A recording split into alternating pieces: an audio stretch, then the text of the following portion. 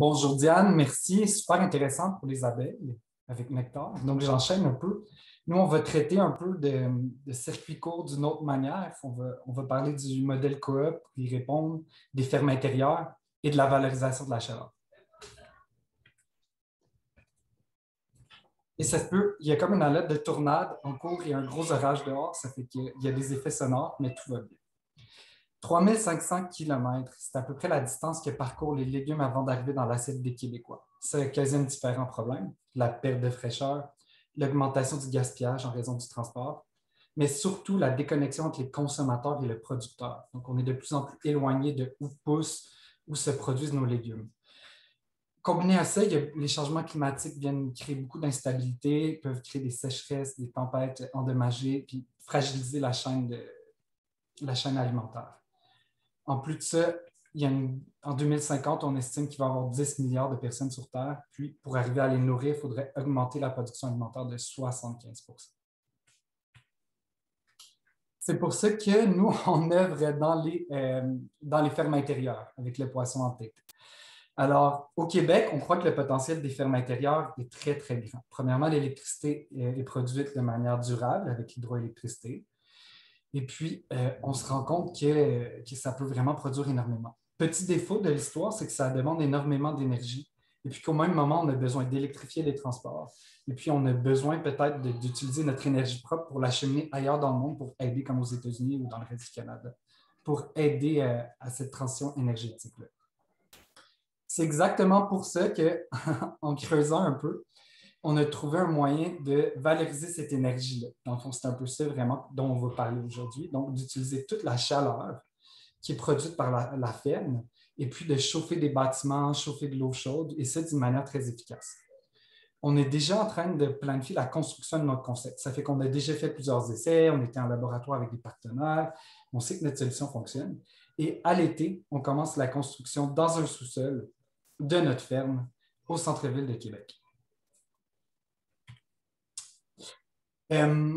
Cette technologie-là ne prend pas beaucoup d'espace. Une ferme de 1300 pieds carrés peut chauffer jusqu'à 16 unités d'habitation, l'eau chaude et le chauffage, et puis peut produire jusqu'à 85 000 têtes de laitue, soit assez pour nourrir 560 personnes s'ils mangeaient uniquement de la laitue. Une petite note technique, parce que je vais vraiment aller rapidement pour respecter les 5 minutes, c'est que j'aimerais vous préciser que les fermes intérieures se climatisent à longueur d'année. Et puis, quand on vient climatiser un bâtiment, en fait, on ne vient pas refroidir la température, on vient extraire de la chaleur. Normalement, dans une ferme intérieure, dans d'autres, quand on climatise à la maison, cette chaleur-là est envoyée dans le ciel qui peut contribuer à des îlots de chaleur ou créer d'autres problèmes. Ça fait qu'en en prenant cette énergie-là et en la valorisant, le potentiel est énorme.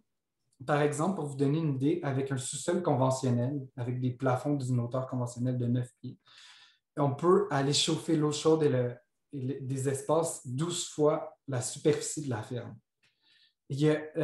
Ça répond à peu près à 75 à 95 % des besoins énergétiques parce qu'il faut considérer qu'il y a des périodes de pointe pendant la saison.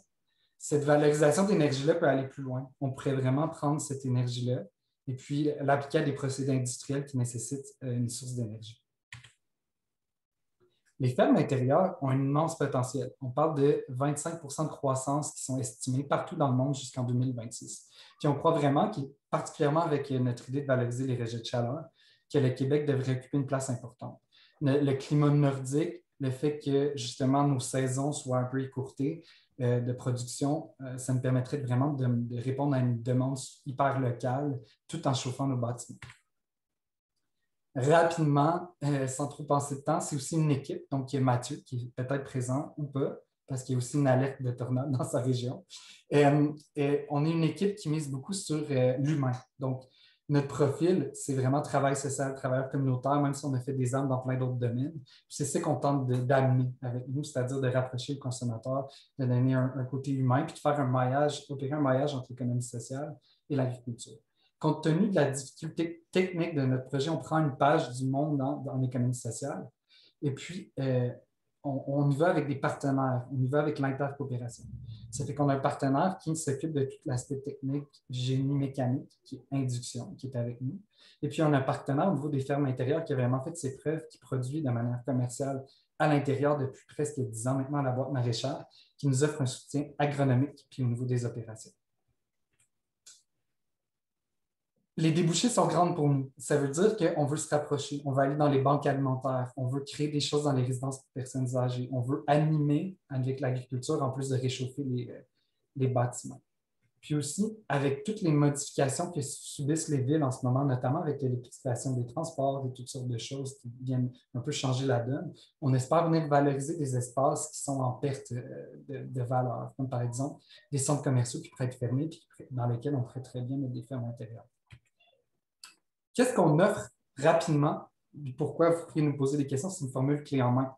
On offre l'idée d'installer, de vous aider à installer une ferme, de la concevoir, de vous aider à l'opérer à l'aide de nos partenaires, et puis de former un réseau de fermes. Parce que pour nous, l'avenir de l'agriculture, ce serait d'avoir des petites fermes ancrées dans leur communauté, partout dans les différentes villes ou même en milieu rural, qui pourraient développer des valeurs, des manières de faire, des saveurs aussi qui sont différentes et appropriées, qui valoriseraient cette énergie-là.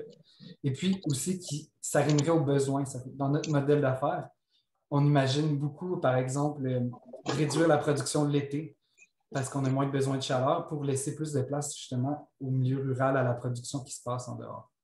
Et puis 3500 km, c'est vrai, comme au début, c'est beaucoup, mais 3500 mètres, c'est vraiment l'avenir. Merci Thomas.